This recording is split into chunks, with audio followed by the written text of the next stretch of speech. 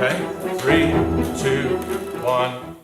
We have built the world's most successful cigarette brands, and it is our vision to create a smoke-free world. As we continue to make billions selling cigarettes around the world that kill more than 8 million people. Il y a 1 an, j'ai créé un projet, je l'ai arrêté, mais je le reprends.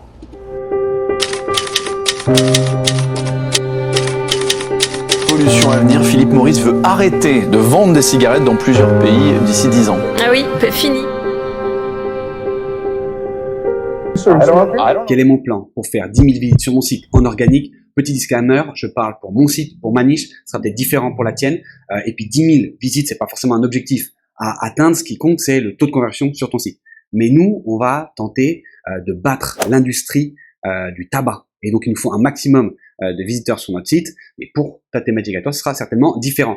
Petit rappel, merci en tout cas d'avoir regardé l'épisode numéro 1. Ici, il s'agit d'une série, on n'est pas obligé d'avoir regardé l'épisode 1 pour suivre les autres épisodes, mais c'est très important d'abord de te dire merci encore une fois pour ce que tu as fait sur l'épisode 1, les likes, les j'aime, les commentaires, etc. Je te demande de faire la même chose sur l'épisode 2, et puis il y aura d'autres épisodes, certainement peut-être une dizaine, une quinzaine, on verra en fonction de l'évolution du projet. Donc merci beaucoup. Alors mon plan, il est très simple. Tout d'abord, il tient à organiser, hiérarchiser mes idées sur mon sujet. Donc, comme on l'avait dit la semaine dernière, le mot-clé principal, c'est arrêter de fumer, ok, de manière naturelle, sans substitut.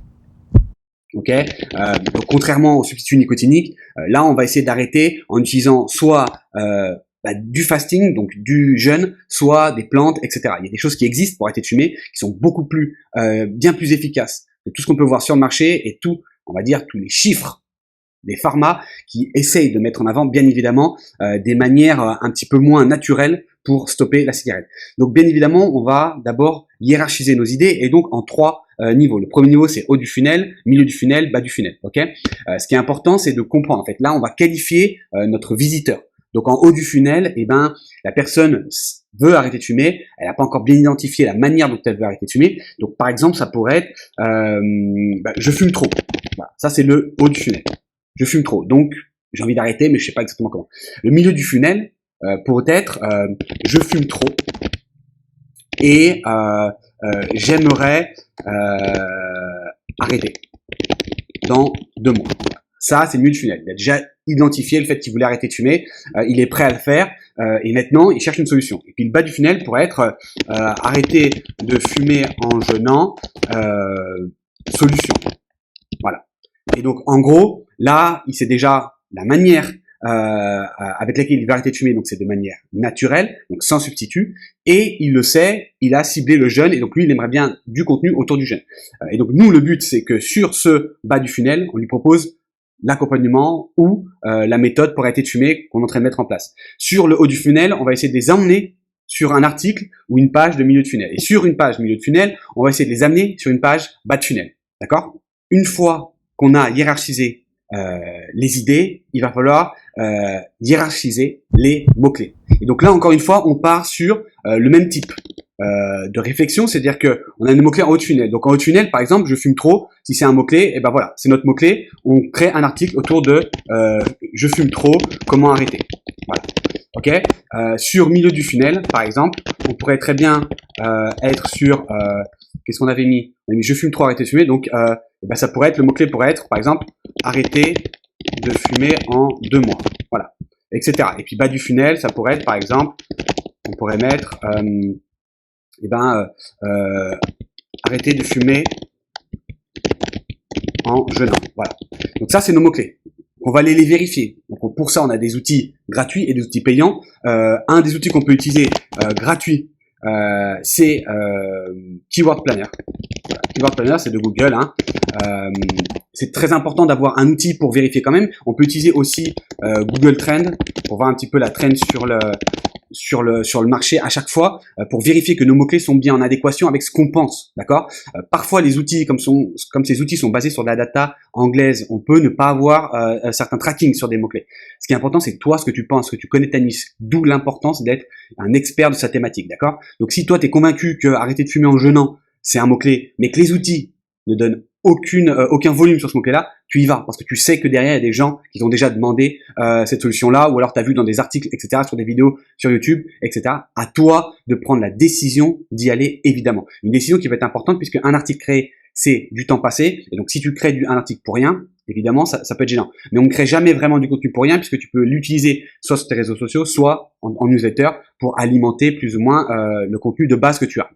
Qu'est-ce qu'on va faire de ce contenu? Donc, on a hiérarchisé les idées, ensuite on a hiérarchisé et on a trouvé les mots-clés. Qu'est-ce qu'on va faire de ce contenu? On va créer un cocon sémantique. Le cocon sémantique, c'est la base, d'accord? La base pour faire remonter une page en la maillant avec d'autres pages de même thématique. Donc là, comme on peut le voir sur l'illustration d'abondance de notre ami Olivier, il est très important de voir qu'il y a une page majeure qui va être, par exemple, arrêter de fumer en jeûnant, d'accord? Et autour de cette thématique-là, il va falloir trouver toutes les autres thématiques pour faire remonter cette page arrêtée en jeûnant. Comment on définit la page mère? Donc c'est la page principale, celle qui va normalement générer le plus de trafic. Comment on définit que c'est la page la plus importante?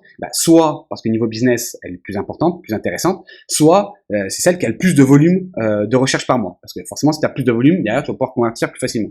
Et donc, normalement, par niveau, on baisse un petit peu en termes de volume. Donc si jeûner, page mère, la page mère serait jeûner, arrêter de fumer en jeûnant, et ben celle-ci ferait par exemple 1000 recherches par mois. Les pages donc filles feraient normalement beaucoup moins, et puis les pages petites filles encore beaucoup moins. D'accord. Le but c'est de mailler l'ensemble pour faire remonter la page qui a le plus d'autorité, qui va être la page celle qui génère le plus de volume ou le plus de business pour toi. Ça c'est à toi bien évidemment de voir en fonction de ta thématique. Donc ça c'est le modèle classique, d'accord, du cocon sémantique.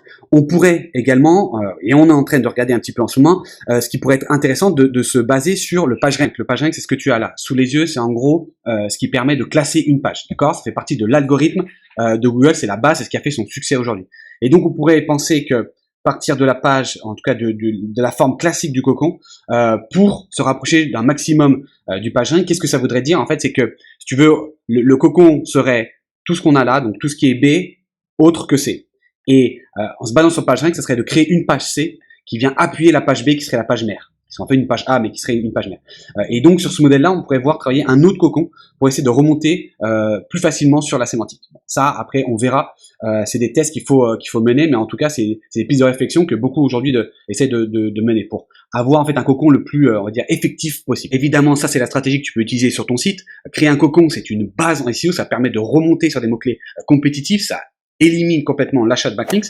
Donc c'est hyper important de le mettre en place sur ton site, de créer des liens. Le maillage interne prend une importance bien évidemment très importante aujourd'hui en SEO.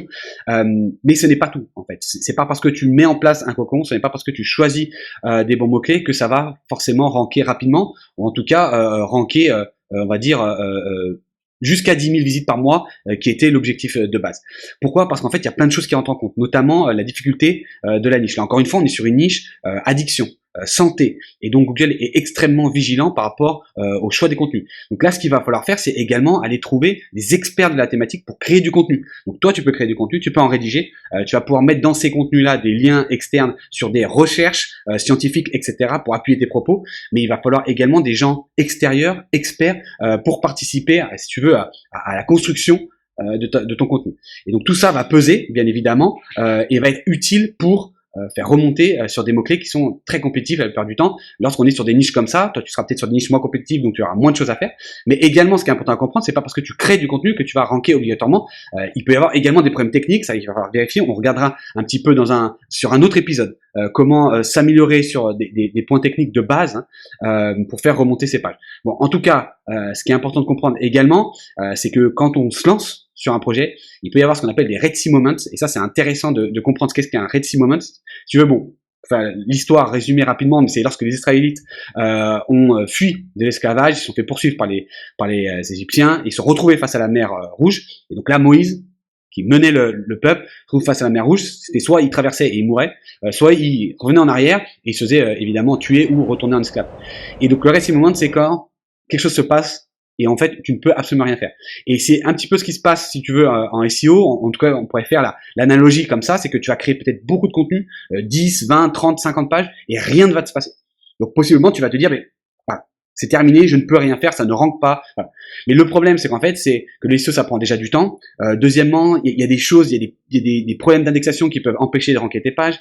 Il peut y avoir également un problème de lien interne, il peut y avoir un problème de compétition, trop de compétition, et donc il va falloir attendre. Il peut y avoir également un problème de notoriété, et donc possiblement il va falloir créer des signaux sociaux sur tes réseaux, etc.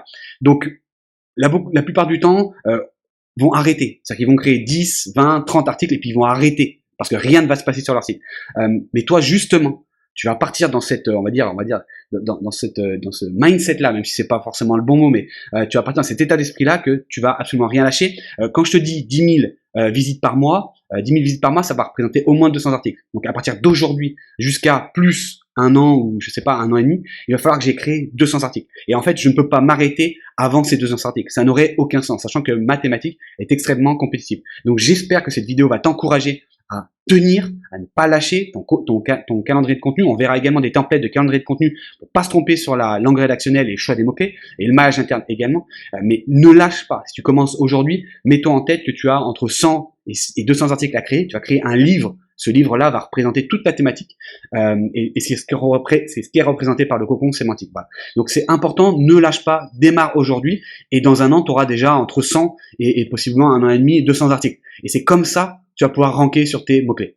Il n'existe aucun hack, aucun secret, voilà, il n'y a pas de raccourci. Le seul raccourci qu'il y a, c'est créer du contenu et d'être discipliné sur ce contenu-là. Je sais que c'est pas toujours évident, mais ça permet également d'éliminer les touristes, ceux qui essayent de venir comme ça dans ta thématique sans vraiment être impliqués. Toi, tu vas t'impliquer, tu vas devenir un artisan du web et tu vas construire une vraie structure SEO pour ranker d'ici 2 ans, enfin le plus rapidement possible, mais en tout cas être toujours là d'ici 2 ans, 3 ans, etc. On construit des business qui vont durer dans le temps pour apporter une vraie plus-value, une vraie valeur aux visiteurs sur notre site. Également, donc, bien évidemment par le contenu, mais également par le produit qu'on va proposer sur notre site. Et ça, on en parlera également dans notre épisode. L'épisode est maintenant, en tout cas, terminé. Je te remercie de m'avoir suivi. On est à l'épisode 2. Je te dis à l'épisode 3 qui arrive très, très rapidement. Merci beaucoup de m'avoir suivi. Un petit like, un petit j'aime et abonne-toi, évidemment. Salut, salut. Ah, et j'ai oublié, on s'inscrit également à la newsletter. Voilà. Allez, God bless. Merci beaucoup.